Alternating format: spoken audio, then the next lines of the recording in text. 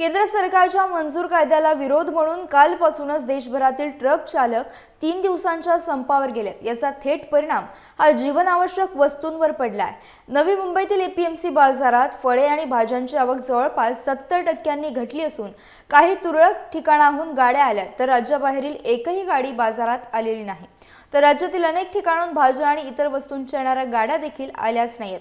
त्यामुळे आजची गाड्यांची आवक ही तब्बल 70% घटली आहे आणि याचा थेट परिणाम वस्तूंच्या किमतीवर होण्याची भीती व्यापाऱ्यांनी व्यक्त केली आहे।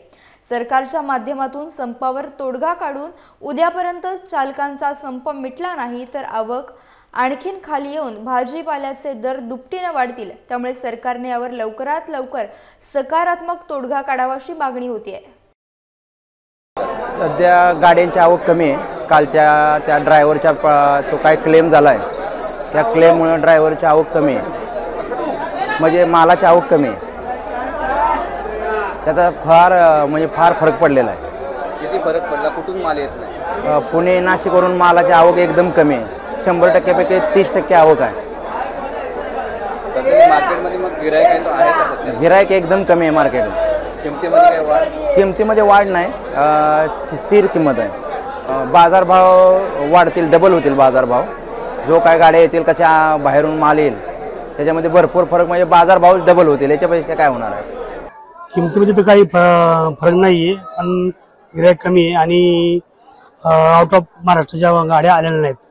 माल कुठून येत नाही सध्या आपल्या मालात? आता आज तर नाशिकचा माल आलेला नाही आहे। कंटिन्यू चालू 2-3 दिवस अजून येणार दिवस काय परिणाम मार्केटवरती येतो? माल कमी आला तर माल महाग होतील।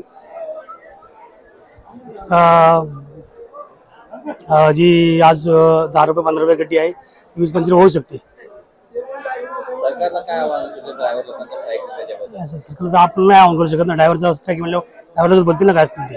शेवटी गाडी नाही आलं तर ट्रान्सपोर्ट नाही आलं तर मालच कमी येणार ना। सध्या आजची आवक किती आहे? किती पर्यंत कमी? साधारणतः जेमतेम 10,000 10,000 मेथी कमी आहे, 5,000 8,000 कोथिंबीरची आवक कमी आहे।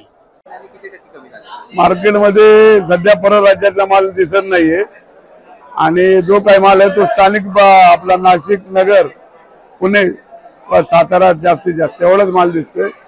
आवक किती कमी झाली गाड्यांची? आवक गाड्यांची साधारणपणे 30% आवक आहे 100% पैकी। किमतीमध्ये काय भाव वाढ? किमतीमध्ये दरवाढ होणार, आवक कमी म्हणल्यावर बाजार वाढणार थोडे। गिरायकांना सध्या तर काय फरक दिसत नाही, परंतु निश्चितच आज रात्रीपासून फरक दिसेल। मालच नसतील, गाड्या जर येणार नाही तर माल येणार नाही। मार्केटवर पण म्हणजे मार्केटच बंद असेल महाराज।